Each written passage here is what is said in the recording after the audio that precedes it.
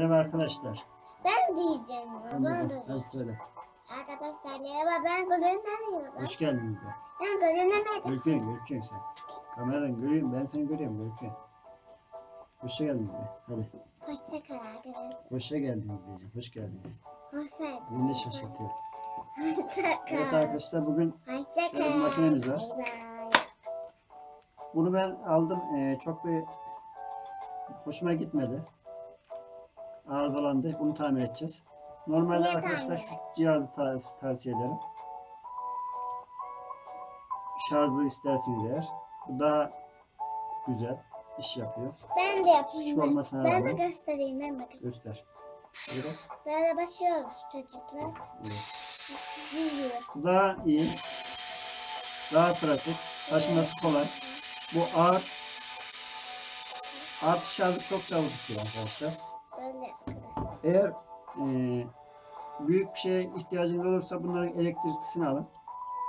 Daha önceki videolarımızda store perde takmada kullandığım videoda görürsünüz. Daha da matkap yani. Kapatın istedi kapat. Evet. Bunu arkadaşlar şuraya bastığım zaman Kapat istedi. şurada da bir yanık oluşmaya başladı ve çıtlık atıyor. Şöyle şu an batarya zayıf olduğu için şu an yapmıyor ama şimdi bunu kokusu geliyor. İçeride bir arıza meydana geldiği için bunu da şey yapacağız. Kapamış diyoruz. Kapamış da ama ya. Hayır. Onu yapma artık.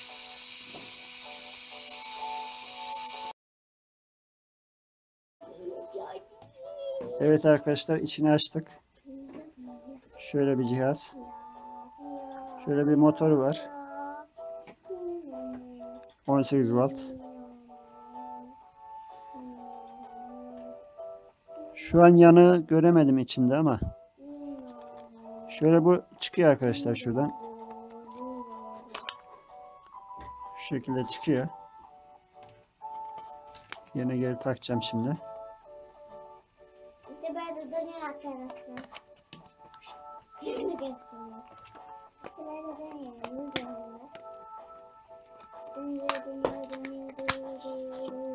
Az önce taktım şey, şimdi takılmıyor. Heh.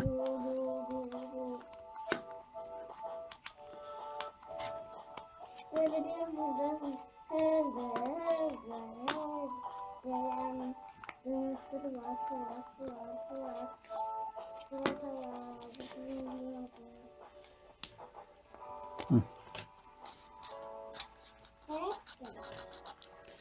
Evet, şimdi bunu tekrar bir deneyeceğiz. İnşallah biraz şarj olmuştur makine.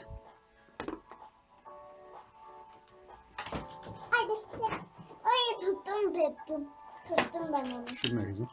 Tuttum. Şu şekilde geçiriyoruz arkadaşlar. Geçiliyor.